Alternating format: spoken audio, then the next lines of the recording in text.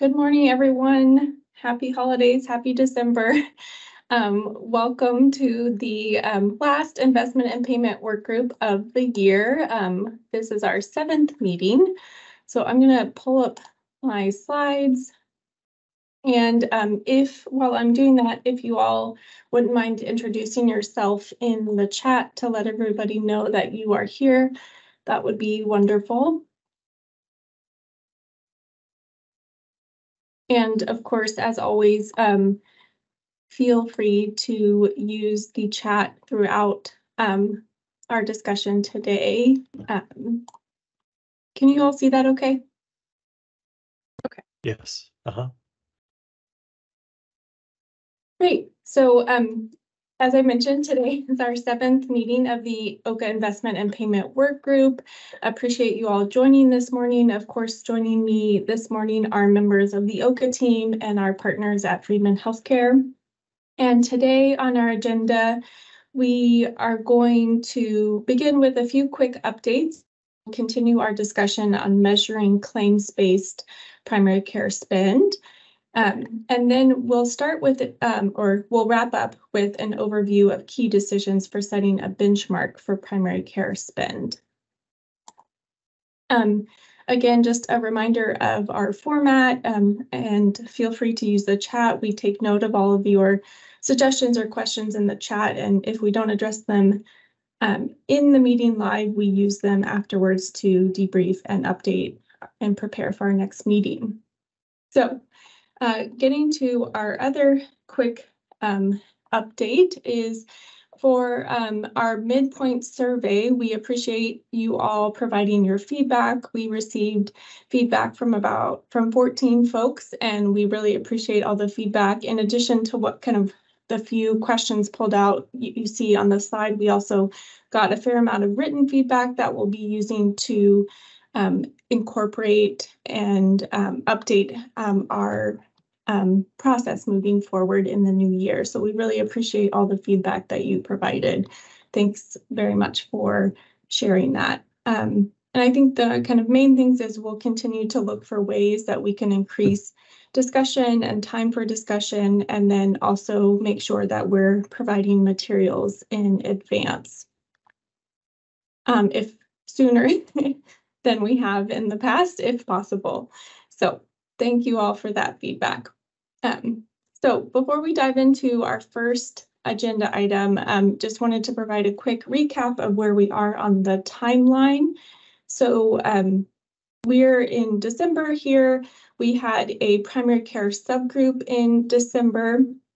And then following our meeting today of the investment and payment work group, the subgroup will meet for the third time to complete its detailed discussion on measurement. And then again in January, we will discuss primary care measurement recommendations before discussing the primary care benchmark in February. And our goal is to bring an early draft of the primary care definition and investment benchmark to the advisory committee for input in April or March. And then we'll work, of course, with the work group to incorporate the advisory committee's feedback and input and refine our recommendations before bringing drafts to the board for discussion and public comment in May. And then we'll incorporate the board's feedback and then bring a primary care investment benchmark back to the board in July. So moving on to our first agenda item. So this is continuing the discussion we started in November on measuring primary care claims-based spend. So again, wanted to just share, as we always do, the statute related to primary care goals and benchmarks.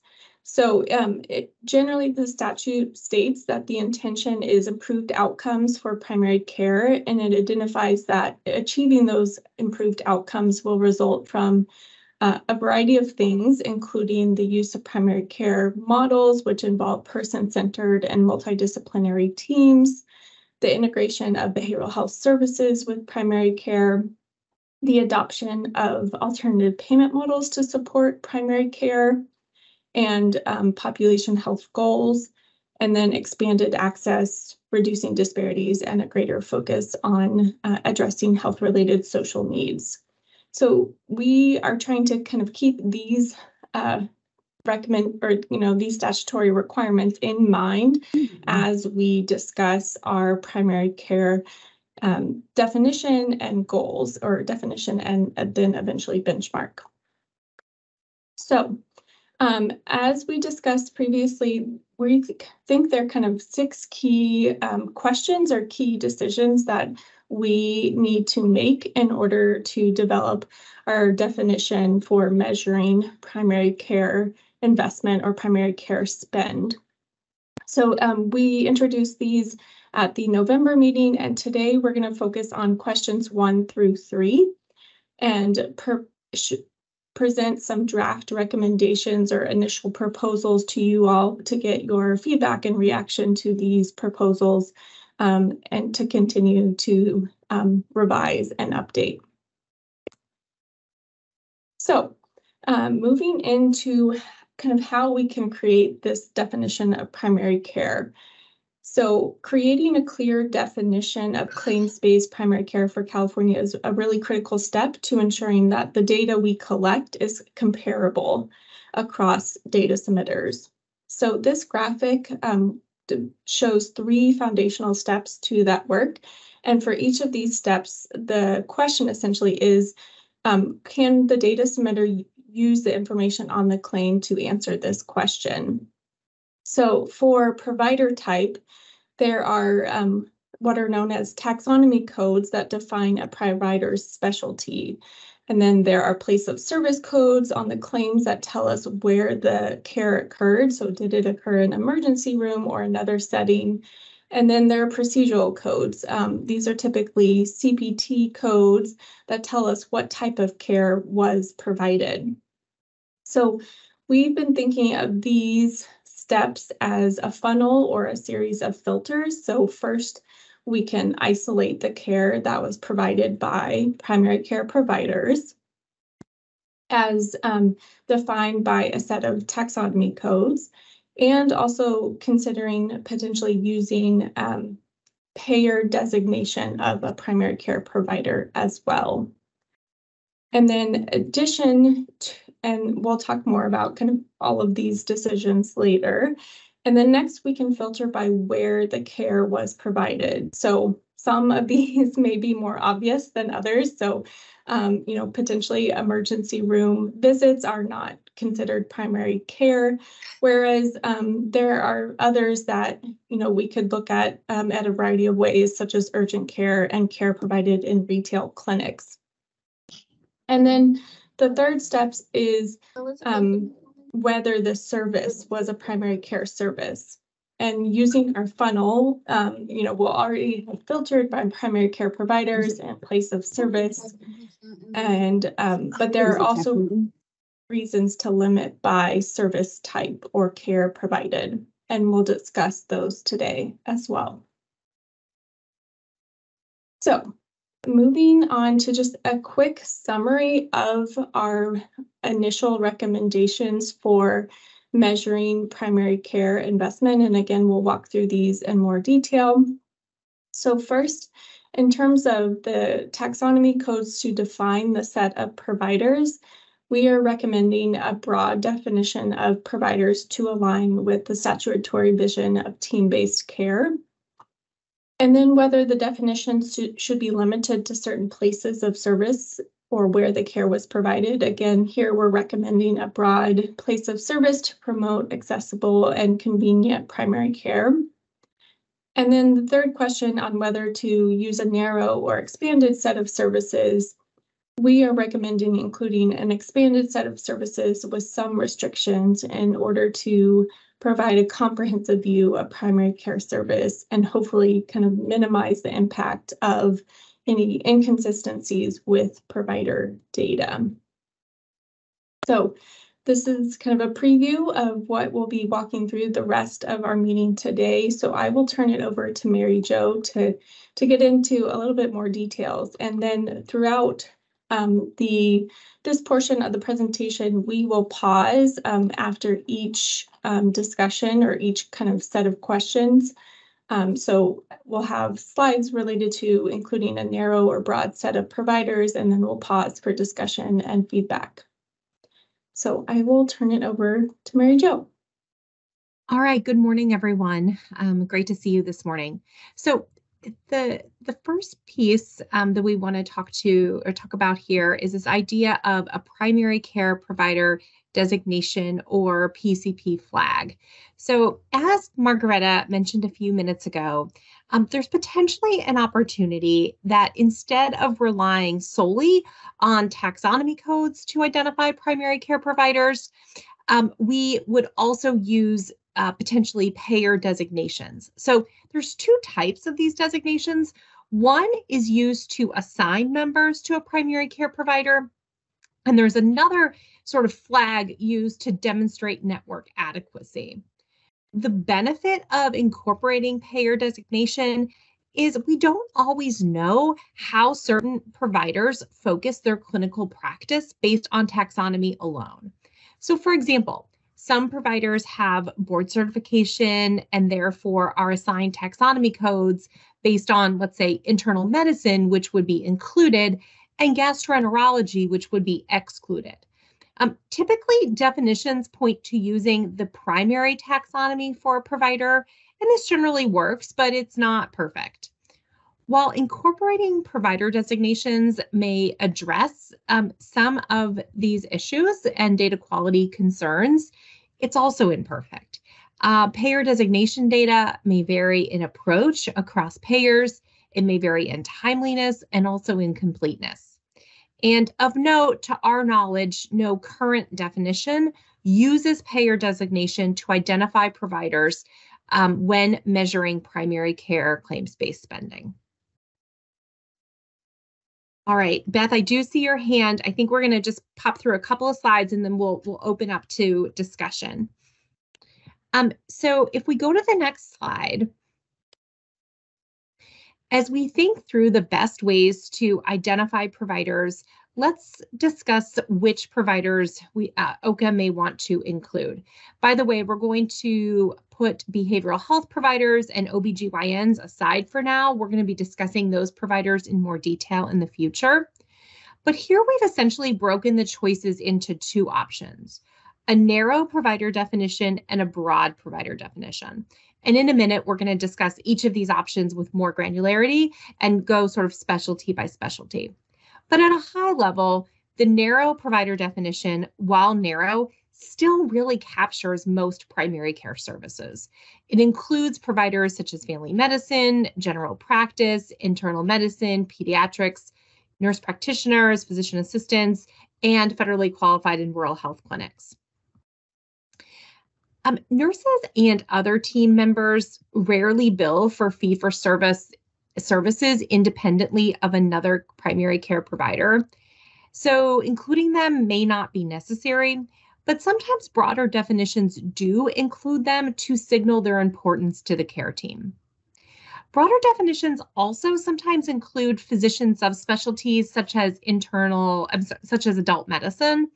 And it's tricky because these providers may function more as specialists than as primary care providers, or they may be functioning more as primary care providers than specialists. So it's difficult to determine when they're functioning in each capacity. It's also important to note that providers who are added with the broad definition often provide primary care to populations that need more comprehensive primary care. So geriatricians is a great example of that. And I also want to point out what is not on this slide, which is specialties who may provide some primary care services to certain patients, but typically do not provide comprehensive primary care. So specialists such as cardiologists and nephrologists and endocrinologists. This was an issue that Nina raised at a couple of meetings ago. If we go to the next slide, I want to just briefly re-show this example of the impact of provider decisions and which providers' specialties are included in the definition.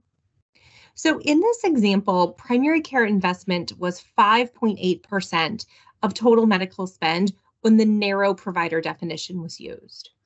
And it was 6.4% when the broader provider definition was used. And that included nurse practitioners and physician assistants and geriatricians, and also the gynecologists that we're not talking about today, as well as adolescent medicine specialists. A couple of things I want to note here. I do think it's always helpful to just sort of see the data and what was shown, but this data is a little bit dated. So for example, pretty much all definitions now include nurse practitioners and physician's assistants, and also excluding or including certain specialties from the definition will likely have a greater impact on certain payer types. So for example, geriatricians are more likely to deliver primary care to people covered by Medicare. Okay, let's go to the next slide. We wanted to show you what providers' other definitions include. So this slide is actually based on 14 primary care definitions that include provider specialty guidance. And you can see here which specialties nearly all definitions include. Many of these are probably, intuitive, like family medicine. You can see those that most include, and you can also see specialties that only some definitions include. Just a reminder, we have not listed behavioral health or OBGYN providers here since we're going to be discussing those later, and that the provider restrictions would also be paired with place of service and service code restrictions. All right, well, before asking you all to weigh in, we did want to share a little bit of high-level feedback from the primary care subgroup. The primary care subgroup discussed approaches to identifying primary care providers at its meeting earlier this month. The subgroup had mixed opinions on the efficacy of using payer designation, or the PCP flag that we spoke about a few minutes ago. While some members felt it would be very helpful, others worried that this data varied too greatly across payers, so something for us to be thinking about. And additionally, subgroup members expressed interest in specifically identifying primary care providers who provide continuous care and excluding those who provide more episodic care. An example of this might be an adolescent medicine provider who sees patients for all their primary care needs versus ones who see patients for specific issues such as gender transition or eating disorders. In our discussion, we acknowledge that the data limitations may not allow for this type of easy analysis or separation. Okay, let's go to the next slide. I'm going to turn to Margaretta to talk a little bit about the recommended provider taxonomies. Thank you, Mary Jo. So using all this information in our discussion in the feedback, this is a preliminary recommendation from our team on the providers to include or exclude in the definition of primary care. So there are a few you'll see that in red that we are recommending to exclude, and those are sleep medicine, naturopathic medicine, obesity medicine, and sports medicine.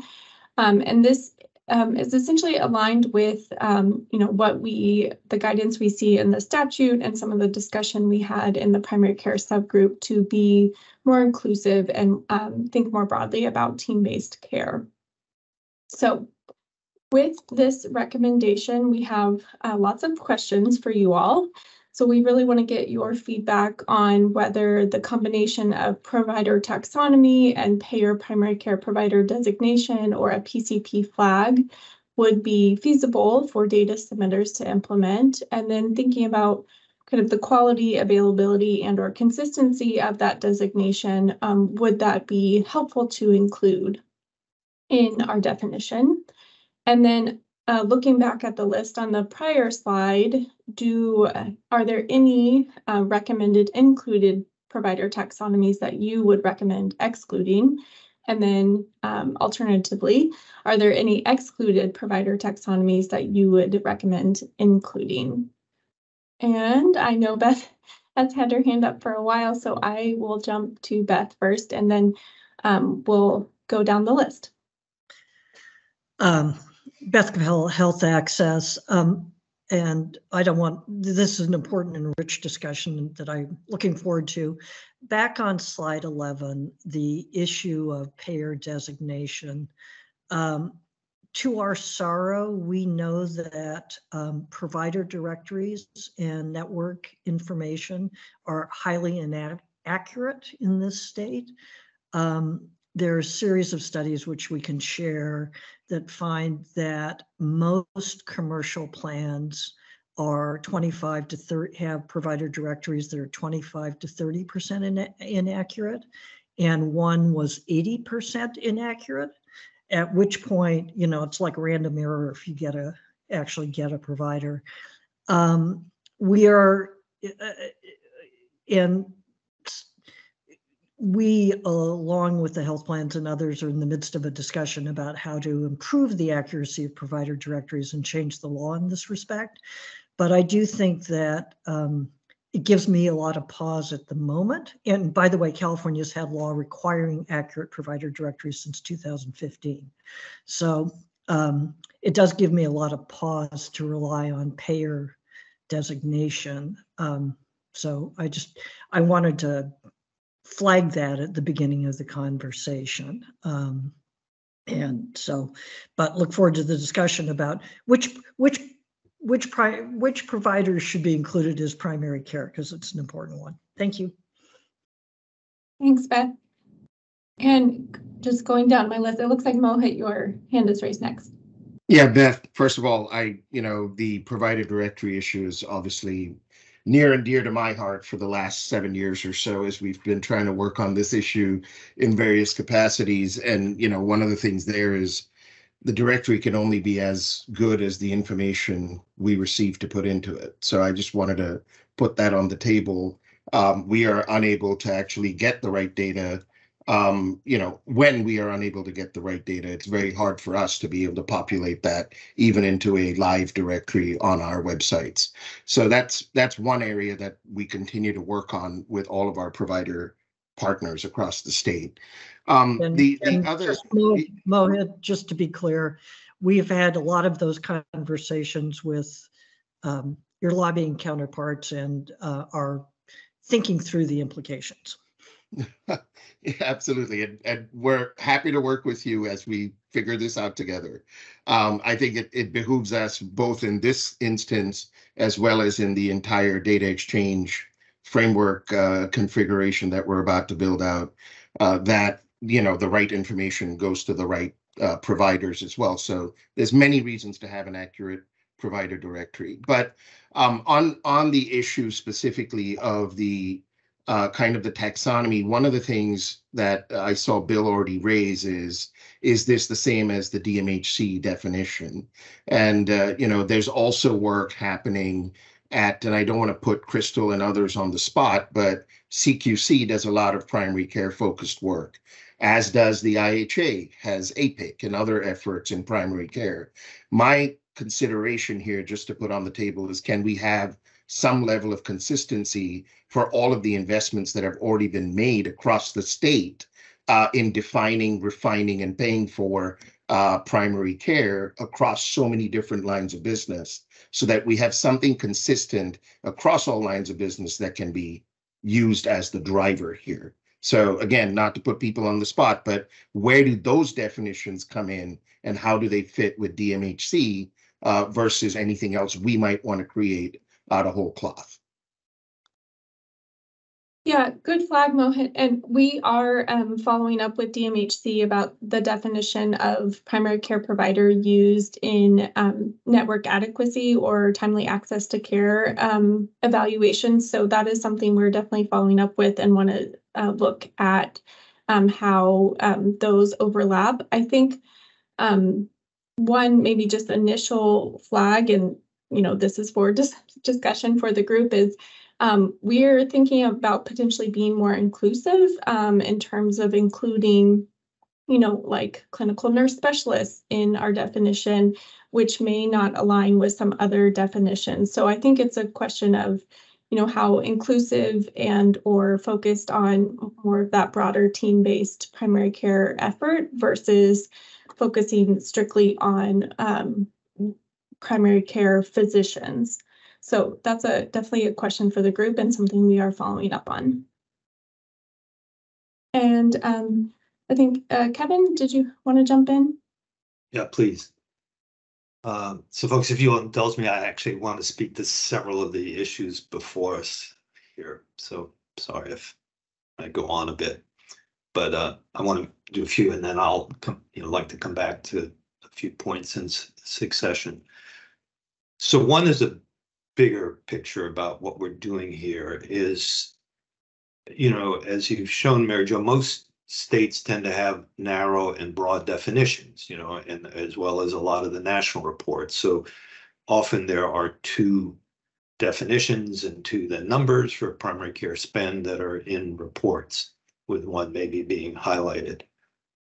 Our approach here seems to be, no, we're going with one. This is a recommendation, and we've talked about having a modular approach and having ways of adding. I want to clarify that. I think at the last meeting there was, well, no, the board wants us to submit one definition.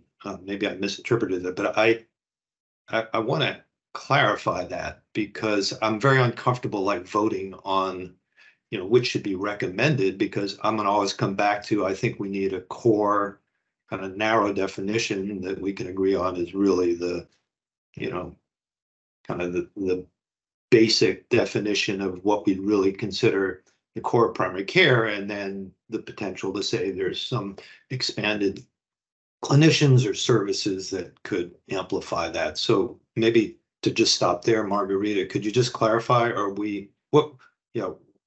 are we going to come up with to recommend Sure. to OHCA, the board? Yeah, so this is a very, we wanted to pose these initial recommendations for your reaction and seeking your feedback. So this is not, a final say or a final vote. We very much will continue this discussion throughout the next few months.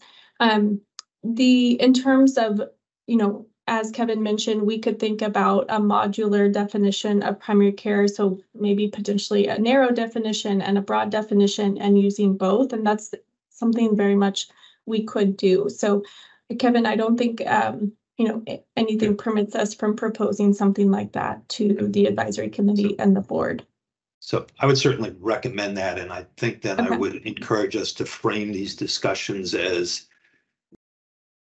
like just looking at the slide right now, we're all looking at it sort of like these would all be included, other than those in reds, where I'd probably say, no, what we really want to decide on, what are, the core or the narrow inclusion criteria, and then which should be included in the more expanded criteria. So maybe we could move to that sort of framework and model as we're deliberating about this.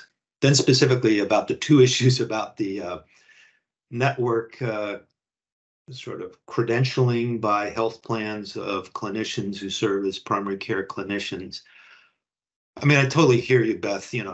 For consumers, it's all maddening, because you get these lists of who's supposed to be in network, and then it turns out some aren't actually members of that IPA, and many aren't accepting new patients. So from a consumer perspective, it's quite fraught. I have a little bit different feeling, though, about using it for this purpose, because we're not sort of trying to designate, is somebody in a particular IPA and health plan? Are they accepting new patients? We're just trying to say, are they actually a primary care clinician, or are they really a gastroenterologist, or are they a family doctor who's actually not really taking care of a panel of patients, but is only working in, cosmetic, care and things like that. And that's where I actually think these rosters have value, because they're a way where when you're credentialed with a health plan or with an IPA, it's really saying, are you serving as a primary care clinician who can manage a panel of patients? So even if it may be very inaccurate at any given moment for, is that clinician truly in that network and accepting new patients, I actually think it's pretty good when it comes to weeding out people who we miss in these taxonomies, who aren't really doing primary care. And I don't want to put Monica and Barbara from Covered California on the spot, but I know they have done some careful look at this within covered California participating plans. And my sense is what they found when they compared that analysis and include the roster criteria versus ones without, the rosters, the taxonomies are equally sensitive. So it's not like you suddenly miss a lot of people who otherwise would be counted in the traditional approaches. You know, there's not a lot of false negatives where they suddenly you miss a whole lot of people. But what they find is there was a lot of false positive in the traditional taxonomies, that there's a lot of people that show up even when you try to restrict it in some of these ways who don't show up on the rosters. And when then I think they probed in more detail, they were people who were doing kind of niche practices and not really doing what we'd consider comprehensive ongoing primary care. So I don't know if Monica, Barbara want to weigh in, but it made me think we should look at this and maybe look at what Covered California came up with and learn a little bit more about it. And then the final thing I'd say is, I don't know, these last ones, I mean, I'm totally all in on, you know, nurse practitioners, physician assistants, non-physician, you know, I hate to use the word non-physicians, but there are people in addition to physicians who provide primary care service, primary care clinicians. I'm not sure once you get into the non-nurse practitioner, non-PA groups, which are, you know, clinical nurse specialists, they tend to, you know, provide particular subset of services, rarely function as truly a primary care clinician. So I'm not in favor, frankly, of including those people in that final column. And I don't believe hospice and palliative medicine is really doing primary care. I think they play an important, usually they're doing consultative work as palliative care physicians or hospice providers. They are not generally, you know, doing ongoing primary care. So I'm not so those are three things. One, we be clear about our overall concepts and moving towards narrow plus expanded way of framing things. Two is at least look more at the Covered California experience about the rostering way of adding that to measurement. And third, I would pretty much take almost everybody out of that final third column in my, even for an expanded approach. So Kevin and Mohit, just to be clear, I do believe plans know who they contract with. Yeah. This seems kind of basic. Given the level of inaccuracy, I do wonder whether they know whether they are primary care practitioners in the way we're envisioning, that is providing ongoing care, that very basic role. And so that to me, given the level of inaccuracy we're seeing, is just a question. And it's not, I agree, accepting new patients, not accepting new patients is more likely to be inaccurate than this. And I also heard you, Margaretta, at the beginning say it's a taxonomy. We start with the payer and then we look at the service, you know, the location of service and the service provided. So, so that would be my, having spent far too much time on this subject in my life. Thanks, Kevin and Beth, and appreciate Yeah, the comments. The one thing I said, yeah, Yeah. that's just the point. But and for nurse practitioners, PA, the plan directories are a problem. So I actually would not use. I would use this predominantly for the physicians because I think there's huge deficits in certifying and credentialing the nurse practitioners and PAs. So this filter I'd put on the physicians, not the other clinicians. Got it. Thank you. And Adam. Thank you. I have one question and then just a couple of comments. And the question is around whether or not these definitions will solely be directed towards calculating the dollars spent on primary care, or if they would then overlap with attribution methodology, because ultimately looking at spend, we're going to be attributing patients to provider organizations. And I think that is a very different ball of wax than simply enlarging the pool of what is it that we consider primary care as far as expenditures.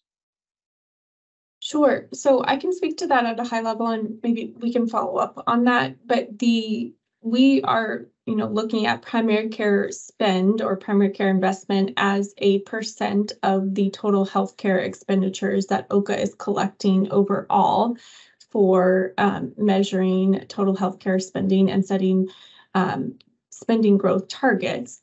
So, and that process does have an attribution methodology. So the primary care spend will be, 8% of that total spend which is developed using a specific attribution methodology that OHCA has proposed. Yeah, so then if these definitions are going to contribute to attribution, then I think that starts to push in the other direction. I think if it's just overall spend, then we want to be broader. But when we start going to attribution, that's where some challenges start to occur. And I've seen this in various ACOs, both commercial PPO ACOs as well as the Medicare ACOs. And then I've also seen some significant issues in primary care first. And so let me start it there, I guess. So in primary care first, the patients are attributed to an office based on the providers in that office.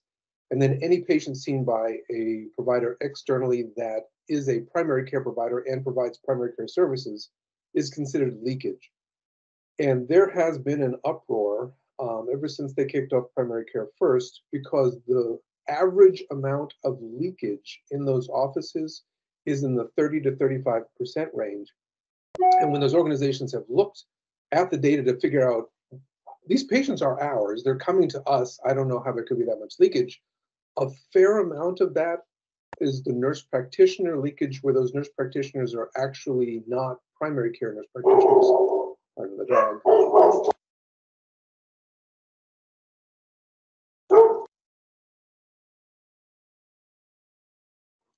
I think that's just your dog endorsing your comments here, Adam. Yeah, they're actually specialty nurse practitioners, and the taxonomy code does not somehow get through to CMS. They have a general nurse practitioner taxonomy code, and they say they cannot differentiate whether or not they truly are primary care. So all nurse practitioners, regardless of where they work, end up being viewed as primary care.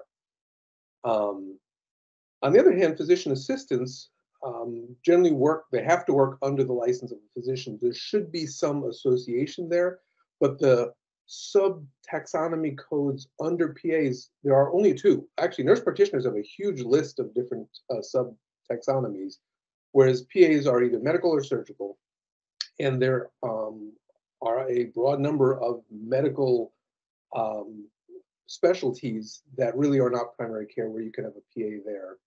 And so if we could somehow rely on the physician coding or the physician taxonomy overseeing that PA, I think that might help mitigate some of that there. But I do have significant concerns about the NP. Similarly to the PA, the nurse non-practitioner and some of those clinical nurse specialists are all working under that license. And it seems like we should be able to define that work there. So again, if this is used for attribution, there's this huge risk that patients who are getting specialty care from provider X that has nothing to do with organization Y are going to get attributed to the wrong place. And I've seen that happen enough times. It's just a concern.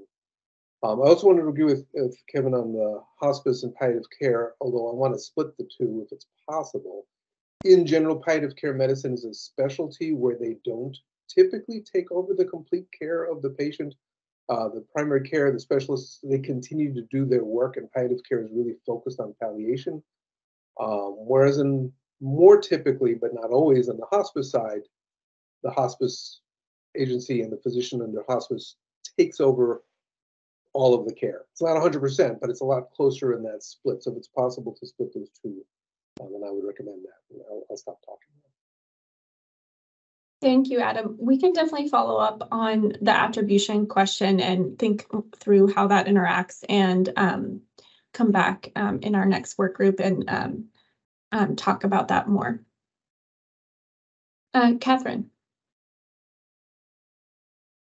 And Catherine, I think you're on.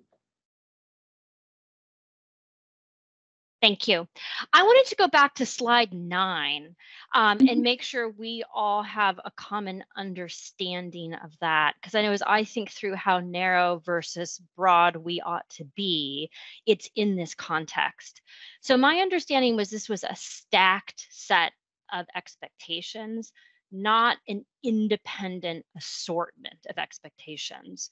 So you'd only get into the calculation if you meet the provider taxonomy definition, the service definition, and the site definition. Is that correct? Okay. Yes. Because at least for me, I would be much more comfortable including, certified nurse specialists if there were 2 additional checks, that they were actually working in a facility providing primary care, and they were actually associated with the defined primary care service. So if it's not that 3-layer check, I would exclude them in entirety. So just wanted to be sure that was clear. It is each and every criteria being met: who you are as a person, where you are working, and what you are doing. Yes. Okay. Thank you. Yeah. And Adam. Sorry, so just to on that line, so going back to the NP issue that I talked about earlier, if I have an NP that's working in an orthopedist's office, they're in an office, so the NP code, the taxonomy, the way they frequently go through is going to look just generic NP, depending on how we capture that. They may come through that line.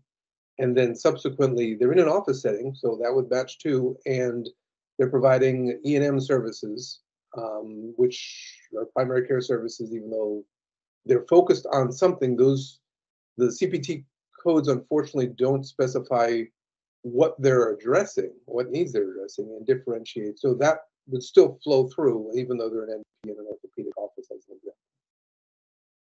But I agree, the more filters we have, the less likely things will get through, but it's still a leaky sieve as opposed to a filter.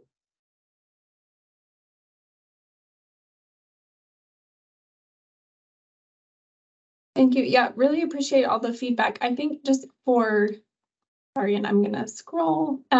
For the sake of time, I want to probably keep us moving, and definitely looking at folks' comments in the chat. And I think a few things for us to do are to come back and think more about the attribution, methodology, and interaction with total healthcare expenditure data collection and the primary care spend definition. And then we'll also, I saw some suggestions for examples and potentially more data, so we can explore that further and potentially, invite IJ or other folks to share more about what they've learned in past analysis. And of course, Margaretta, one last point, just following up from Adam's comment, I think also the degree of confidence you have in the availability and accuracy of the data that's required for that 3-part cut. Because I mean, I like the 3-part cut concept. It seems really complicated and difficult from an accuracy perspective. So I think that would be helpful for you all to do that analysis and come back with, again, your assessment. Is it trustworthy? Is it possible or not? And if not, it seems like you would have a much narrower list as a way to solve for that problem. Okay. Sure. Yeah. So I can go ahead and answer that now as we move into the next slide, perhaps, is that very common for definitions to look at provider taxonomy and also service and to restrict by those. It is somewhat less common to restrict by place of service, but the data is very reliable. It's included on the claim. It's sort of a key part of developing the claim. And 3 states in particular have already restricted by place of service. So I don't think we have a lot of concerns about that. I think honestly the most challenging of the 3 data elements is the taxonomy. That's sort of where it gets a little bit the trickiest. Thank you. Sure. All right. So moving into place of service. So next, we're going to discuss restrictions by place of service. Essentially, when we define primary care, which sites of care do we want to include and exclude. So, for example, some states do not include care delivered in retail clinics, schools, or at urgent care sites. They don't think of those as primary care because those care sites typically do not provide continuity and coordination. But it's important to note that this approach may miss some primary care that is disproportionately received by those with less access to care. And we often hear from purchasers and payers that regardless of where the primary care is provided and whether or not that setting was ideal, the care was still delivered and contributed to spending. Again, want to keep in mind, sort of going back to Catherine's note a few minutes ago, the other restrictions of provider, which we just talked about, and service would still apply. So let's go ahead to the next slide. This shows some data from Maryland. There's also similar data available from Delaware and Maine. And I think the data provides some more context for this discussion. The Maryland data shows that the great majority of primary care is in fact delivered in very traditional settings like a provider's office or an outpatient clinic. Some analyses from Delaware and Maine, they produce similar results. The Delaware analysis, though, also looked at how site of care varied by payer type and found that non-traditional care settings, such as urgent care clinics, are most likely to be used by people who are covered by Medicaid. All right, let's go to the next slide. So we reviewed 14 primary care definitions, and we want to call out that most definitions do not exclude by the place of service or where the care was delivered. Instead, those definitions rely on the other two filters, the provider type and the service type. However, early in our conversations with the subgroup, members expressed an interest in restricting by place of service, and OHCA agreed. The percentages referenced on this slide represent 3 states that are currently using restrictions on place of service. Those include Delaware, Maryland, and Massachusetts. I want to note that one thing that we did just to sort of make it easier to show on a slide, the office listed here represents care delivered in any physician office, whether it be freestanding or the primary care office on a campus of a health system. If we go to the next slide, I'll just share a couple of themes from our conversation with the subgroup. There was some concern about including urgent care and retail clinics due to lack of continuity. However, others felt that these were important to include because of their growing use. We also talked about how it would be ideal to distinguish episodic telehealth from telehealth provided by the patient's regular source of care. However, the subgroup also recognized that that would provide some added analytic complexity that is probably not possible for, an external data collection. And while members appreciated seeing inclusion of tribal and correctional facilities, they also questioned whether or not that data would be available. All right, let's go ahead to the next slide. So here are I'll turn it over to Margaretta to talk through this next slide. Sorry, Margaretta. That's okay. Thanks, Mary Jo. So yes, again, based on our discussion in the subgroup and this analysis of other definitions, here we are recommending, again, a broad set of inclusion of places of service with these place of service paired with provider and other service restrictions. So we are proposing to exclude 3 areas from the definition. So those would be urgent care facility or care provided in urgent care, inpatient settings, and emergency room settings.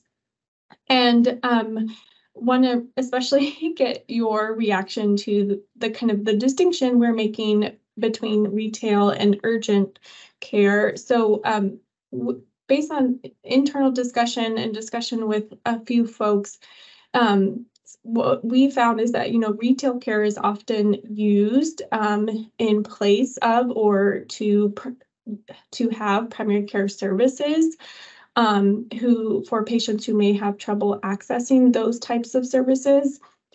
So we are recommending including them initially, and of course, seeking your feedback there. And the distinction we're making is that urgent care facilities often provide a higher acuity of care and may result in, more intensive care than retail clinic settings. And so the recommendation is to exclude those. And then, as we mentioned earlier, we, would want to include potentially Indian health services, tribal facilities, and correctional facilities. But the data is not available for those areas currently. And this is something that if we eventually have this data collected by OHCA, we could come back to this decision to include or exclude in a future revision of the primary care spend definition.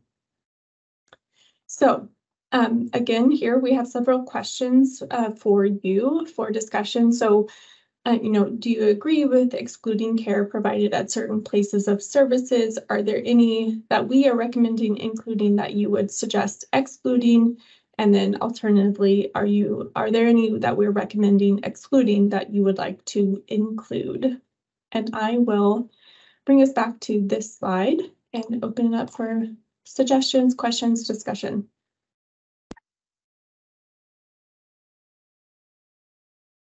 And I know, okay, yes, Beth. A couple of, I have really mixed feelings about retail health clinic in terms of the vision that underlay this. Our intent in including the primary care was to do that, to move toward what we understand is the most effective way of doing primary care, which is the, ongoing continuity, the established relationship with the clinician that we know from all the probably research done by people on this call, really helps to anchor and transform the way care is delivered. And walk-in retail clinics where you don't have an ongoing relationship seem to me the antithesis of that. On the other hand, I hear clearly what you're saying about the access issues and the shortage of primary care in this state. The question is this about the world we live in now? Or is this the aspiration to get to a better world, which is how I've seen this part of the law. And I guess I would say I would feel differently about a walk-in clinic that was part of a health system as opposed where you're connected into your normal source of care and all that.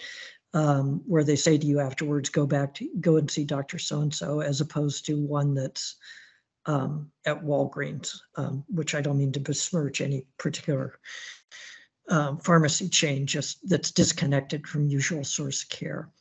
Then on assisted living and group homes, how these are regulated in different states varies. My recollection, but you should check, is they're not required to have any form of even a nurse on site. So it's sort of odd for me to see them as a source of primary care. So that's, and again, that varies by state, so you'll want to check specifically for California.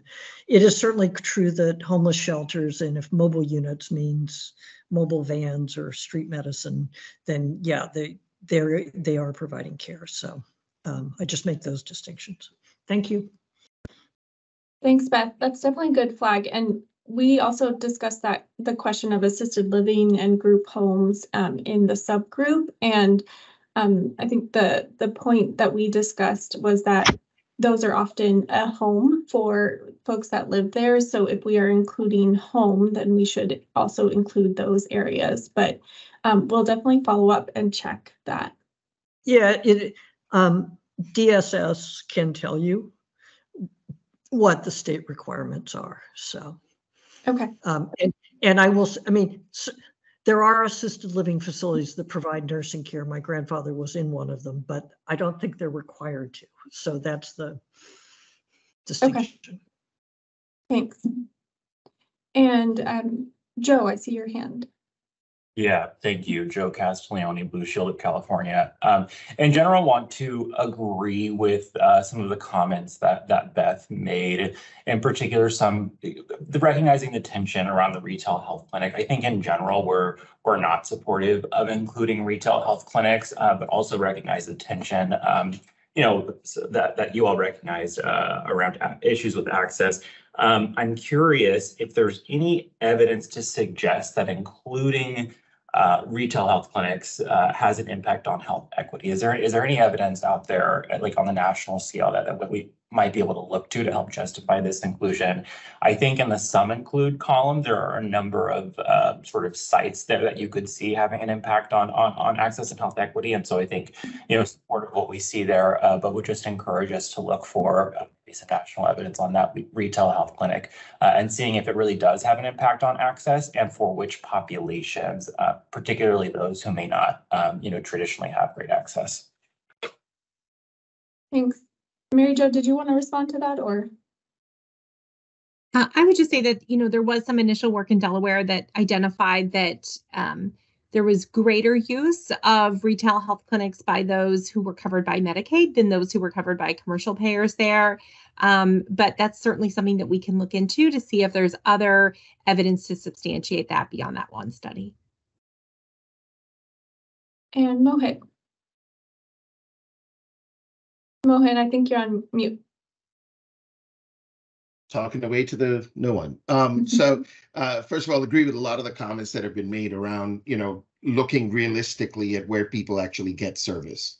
And in that vein, I think while I think we would all agree that people should have a medical home, people should have a really strong relationship with their PCP where possible, and return to that PCP on a consistent basis. I mean, at Anthem, we've supported all kinds of mechanisms to get people into a medical home, whether it's Medicaid related or otherwise in the commercial space. But one of the things we need to take into account as part of this work is that there's going to be rules of the road, and there's going to be APM targets, and there's going to be a whole bunch of things that will be built off the actual spend that is occurring in primary care. So for me, when I look at this and being part of the payer community that's going to have to comport with these targets and rules, we need to be able to really get all of the primary care spend so that people understand where we stand today. And I completely appreciate the site of service, the type of provider, and all of those items.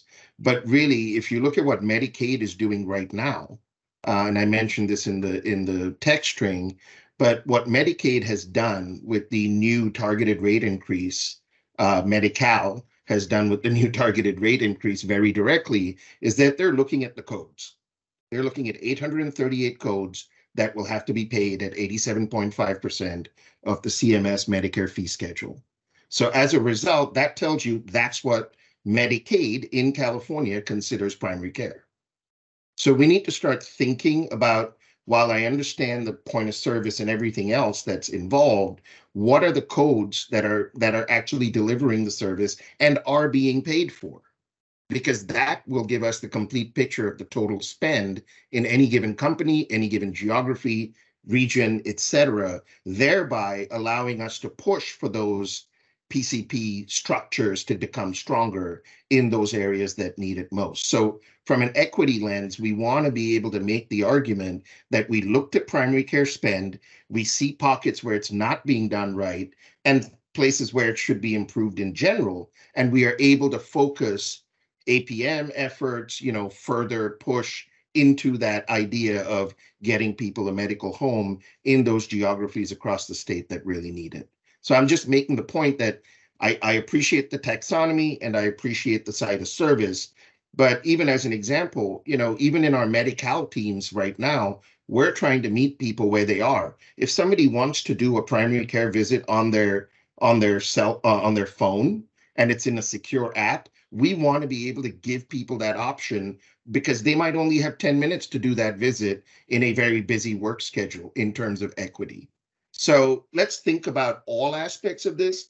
And I completely appreciate medical homes are important, but if I need a doctor and I can get to a doctor right now, as opposed to waiting 4 weeks for a PCP visit, I want to be able to count that primary care as a spend that helped me get the care when I needed it.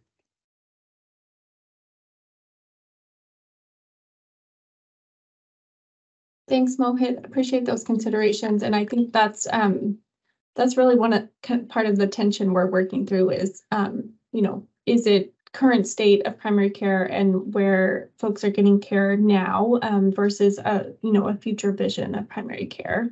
So definitely a tension we are working through. Adam and then Janice. Thank you. So two brief comments. So on the retail health clinic, on the one hand, I definitely agree that those clinics are not part of a comprehensive care program. They're generally, you go in, you get your service, you leave. But at the same time, they have a limited quantity of services that they provide.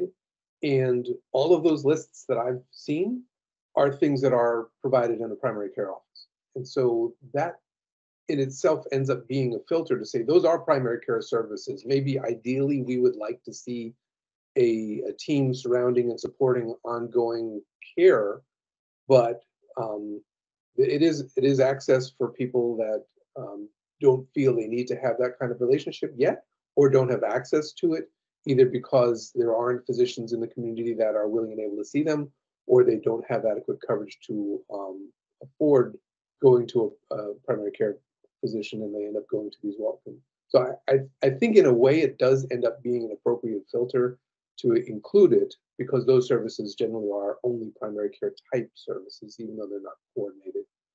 At the same time, or contrary, office, I heard mention, that we have some providers that are working out of hospital licensed facilities. And so if we have office, and office is placed in service 11, great. If office is placed in service 22, and we're really thinking outpatient hospital facilities, that's suddenly a very broad list. It doesn't specify what types of services are there. And depending on how that's used as a filter, we could have a fair number of services that leak through that look like they're primary care when in fact they're not. To an internist that's providing care, maybe they're a hospitalist or post-hospital visit in an outpatient hospital site of service, or other subspecialties that are providing services there.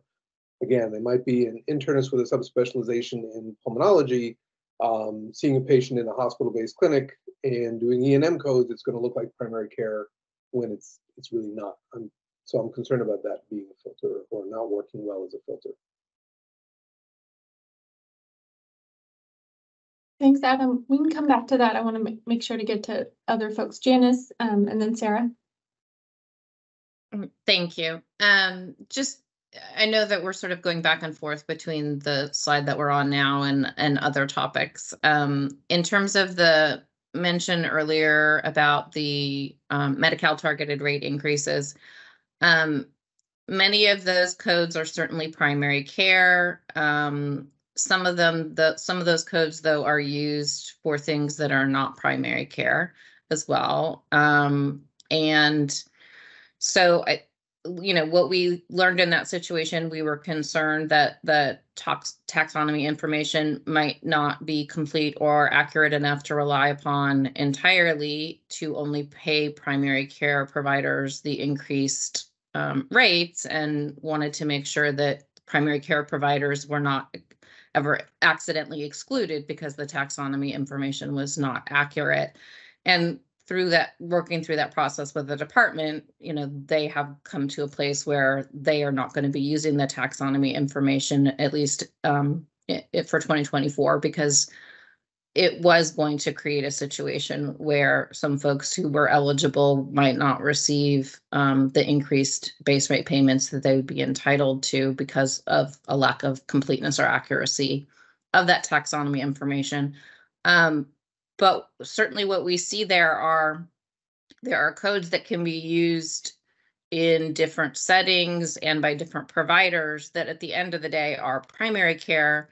And so while I'm not necessarily disagreeing with what's on the chart here in terms of urgent care, there are folks who do receive plenty of their primary care in an urgent care setting, sometimes by contacting the system that they're a part of and being told if they want to do something quickly that, you know, they can certainly go into urgent care for that primary care service. So we just want to just continue to think that through before the decision is made. Thanks, Sarah. Yeah, I think if the goal is around capturing total spend, that the more expansive definition, but then the allowance for stratification is capturing that total spend. So I think the question around like sort of, is this aspirational or is this reflecting reality? My recommendation that it should start by reflecting reality and then set goals toward aspirational system quality improvement. But a dollar spent is a dollar spent, whether it was in a retail clinic or a telehealth provider like via Babylon or Teladoc, right? Which very much look like walk-in retail clinics where you don't have an ongoing consistent relationship.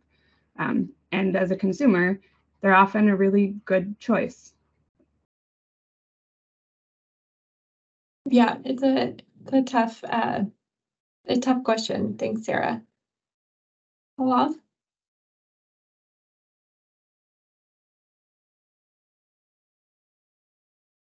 Hi, folks. Paula Babria from Department of Healthcare Services. I don't know if this is helpful to some of the decision making, but I do think broadly in all of our various value-based and incentive programs, you know, and you all know this, like people strive to meet the measures and people strive to meet the targets. So no matter what decisions we make here, I think over many years, it will mold the behaviors and the delivery system to achieve those goals.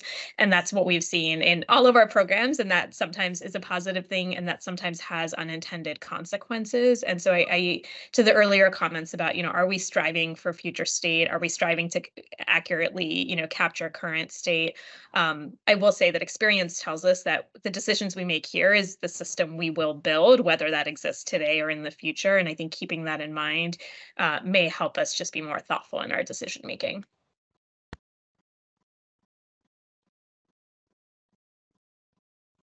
Appreciate that, Paula. Beth? Yeah, just thank you, Paula. Perfect setup for what I wanted to say, which is that I would hate to be in a world in which we fostered uncoordinated care by encouraging a proliferation of retail clinics. And I don't hear that as anybody's intent here. I hear everybody recognizing the tension between how people get care now and the lack of access to primary care that should exist. So if retail clinics are included, it should be with the expectation that we are transitioning to a better place over time. I mean, I went back and reread the law, and it requires you to do some things. It also requires you to have a vision of the place we want to get to, is what I would say. And so I would not want to have the state of California set a standard that could be largely met through retail health clinics and somebody decide as a market approach that they would, that, you know, building retail health clinics like crazy is what the state of California wanted. Because I don't hear anybody saying that. What I hear is this is how people get care today. It's a piece of the puzzle. I hear everybody understanding the tension.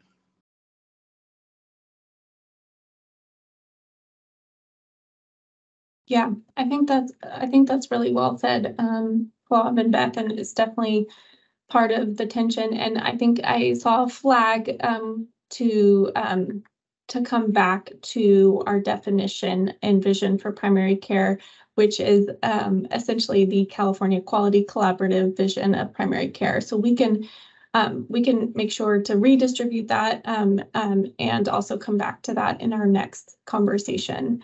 So I think since we only have about 15 minutes left, I want to keep us moving to our third question for today. And we likely will not get to an initial discussion on benchmarks, but welcome you all to review those slides and start thinking about those for our next meeting. So I think I will turn it back over to Mary Jo.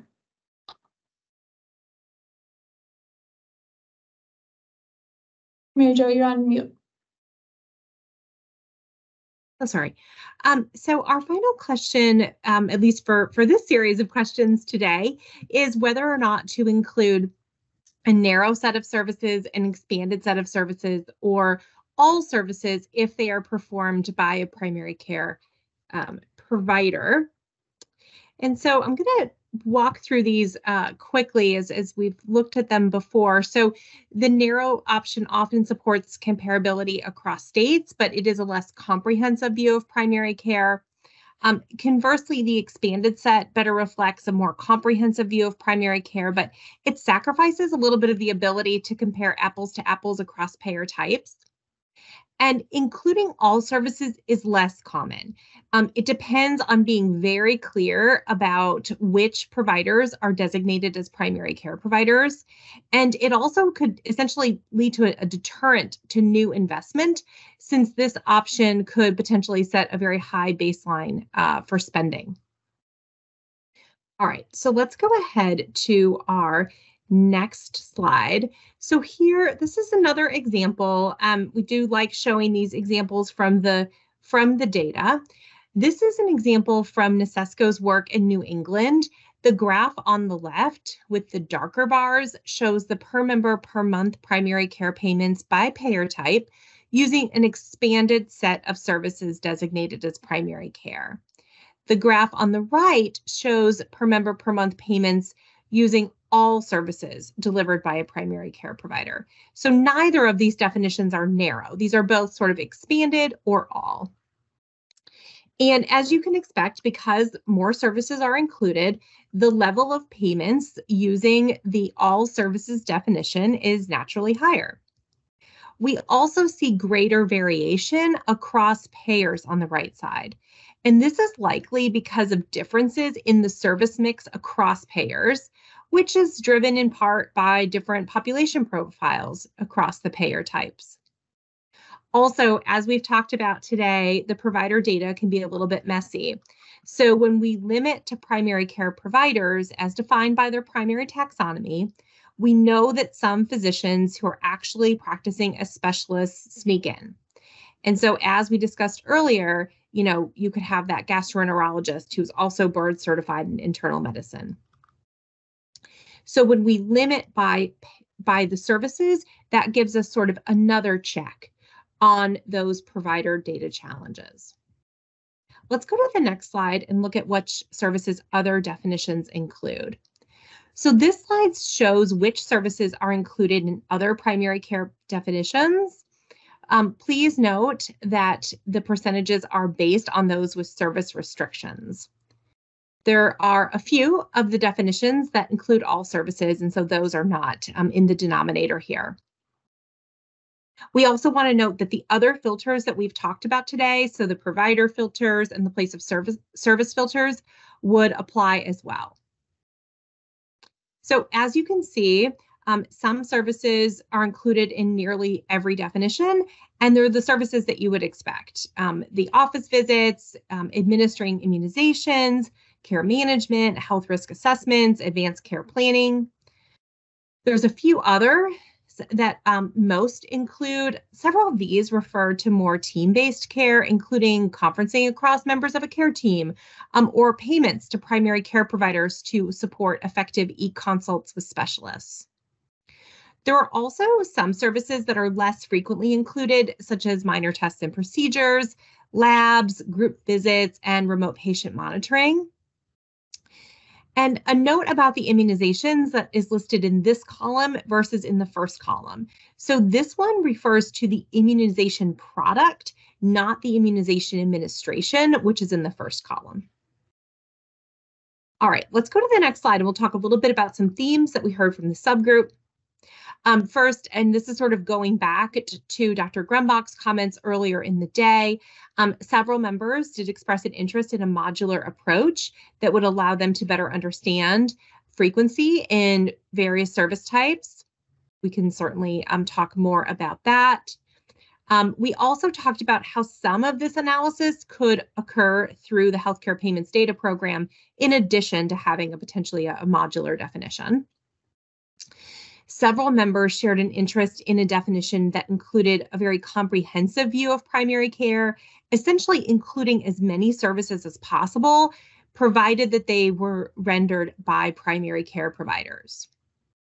And members said that the difficulties surrounding accurately identifying primary care providers makes it more difficult to recommend a set of included services.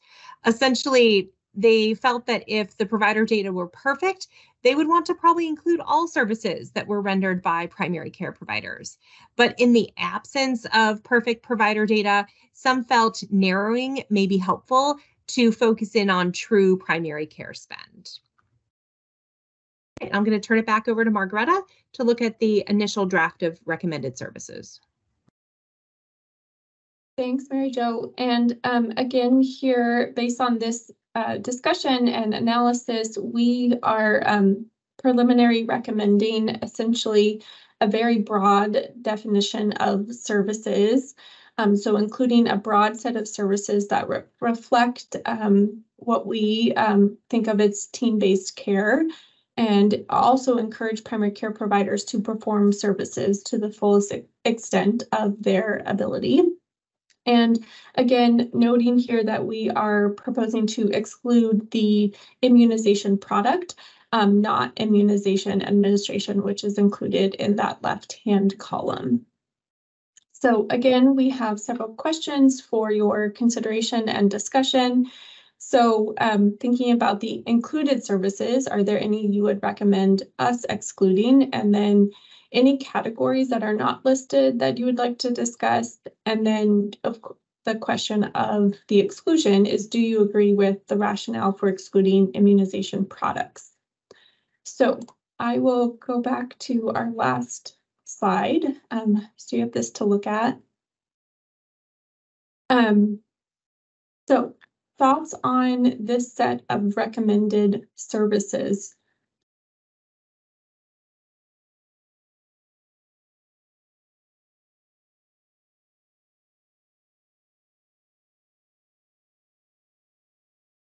Adam, go ahead. Thanks. So I would, the center bottom, hospital outpatient clinic visit is one that concerns me.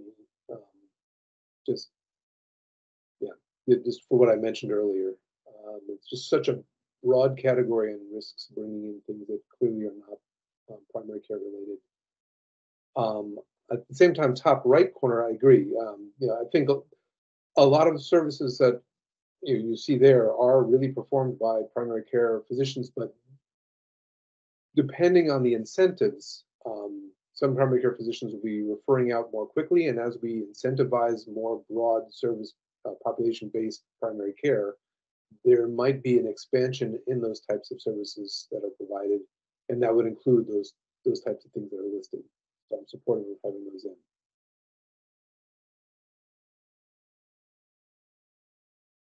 Thanks, Adam. Mohit? Thank you, Adam. Great point. Just wanted to say that, second that completely. The other thing is, I just want us to think this through. I'm not saying yes or must or whatever, but when you spend money to immunize someone and you make sure that they're not susceptible to the disease state that runs counter to what we're trying to accomplish in terms of holistic primary care, why would we not include the cost of the immunization? Because depending on how it's billed, right?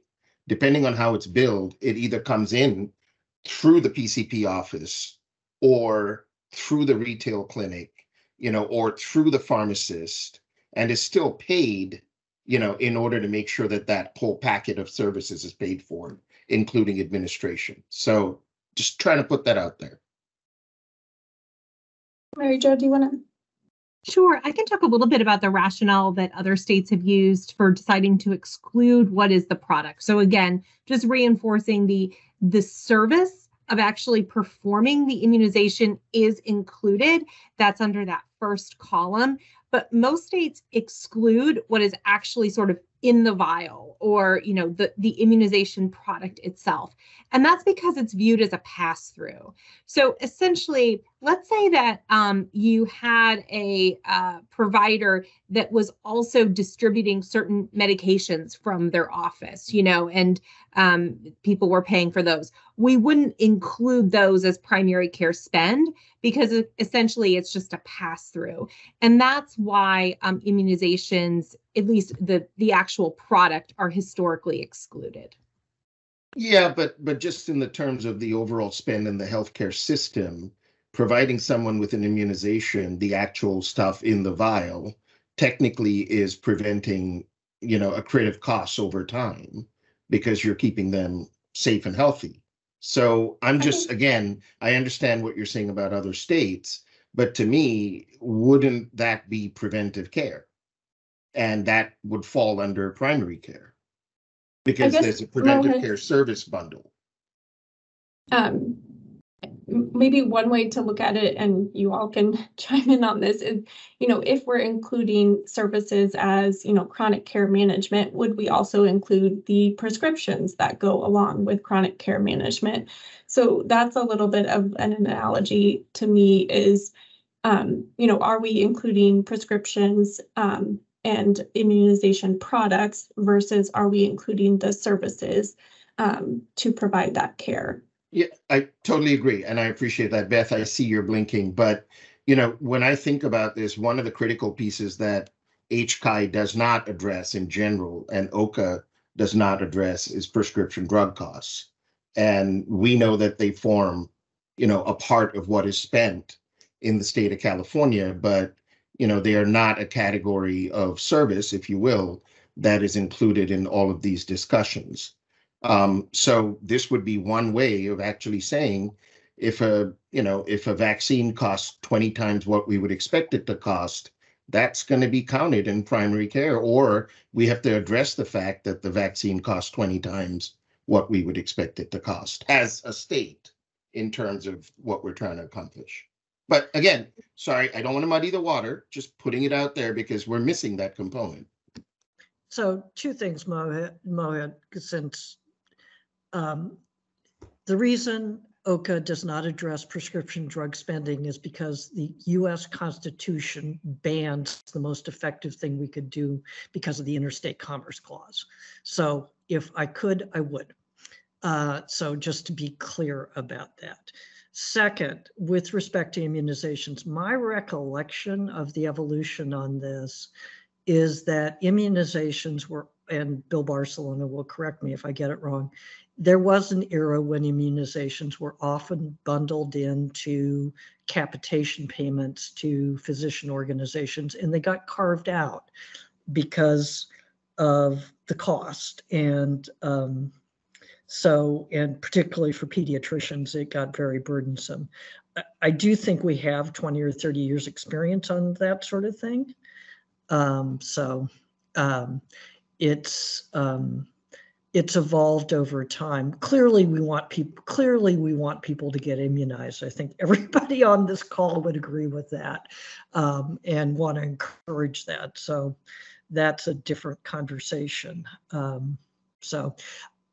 I also want to come back to something that someone else said, and I'm sorry, I can't remember who at the moment. We do want to get to a place where a primary care doctor is doing most of the care that people need.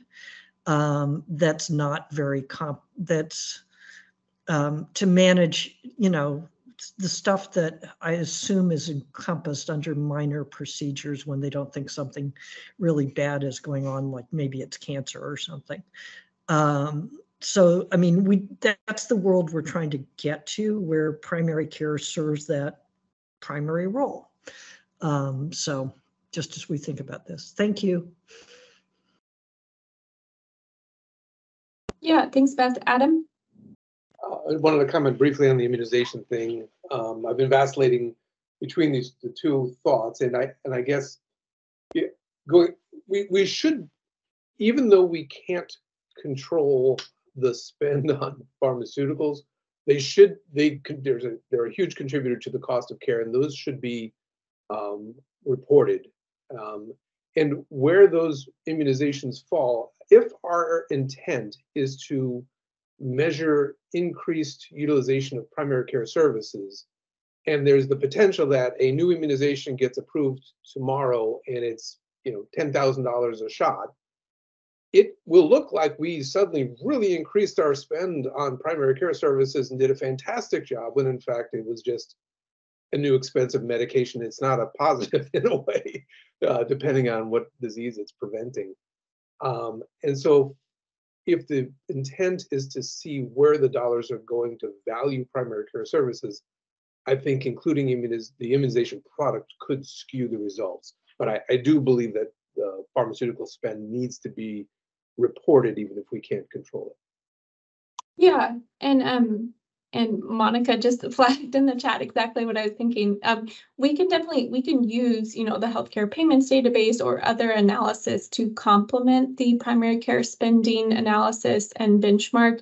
And OHCA will have an effort on looking at the drivers of healthcare spending, which will include things like services and utilization and pharmacy. So it's definitely something that we will part of kind of the overall complementary analysis of OHCA. So I see we have about 2 minutes left. Any last thoughts on either the recommended services or more generally on the set of questions we posed today?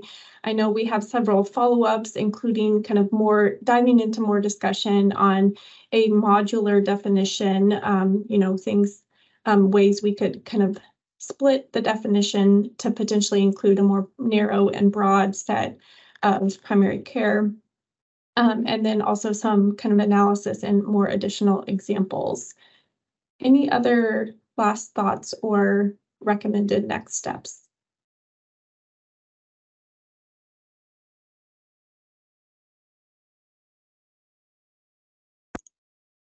One other item that's on here, sorry, is the group visits, and it's the other one that I've just been going back and forth on it. I'm not sure how frequently they're utilized and how much that might skew things, but I just don't know how often they're being done by primary care versus others. That's the only other item on here I would call out as a question mark for me. Adam, I can tell you it's very infrequently that group visits occur, despite the fact that, in some instances, there is evidence to support group visits. I know we haven't talked about OB yet, but for example, group prenatal care is a strategy that supports better health outcomes, particularly among birthing people of color. And so would just sort of highlight that. I believe there's also some good research on managing chronic conditions like diabetes as part of a group visit. I think this is another place where even if there's minimal spend today, something to think about is if it's something we want to be an option for the future, then including it. It won't impact results much now, but there would be credit given in the future. Thank you all. I think with that, we'll wrap up today. Really appreciate all of the discussion, really robust discussion. Appreciate all of your feedback in the chat. And of course, if you think of things over the holidays, feel free to send us an email with additional considerations. And we'll see some of you in the primary care subgroup on January 3rd. And of course, if anyone wants to participate, please feel free to send me an email and we'll add you to that meeting. And then we'll see you back in January for our investment and payment work group meeting where we will continue this discussion. Thank you so much and hope you all have a nice holiday and get to take some rest. So thank you all. Thank you.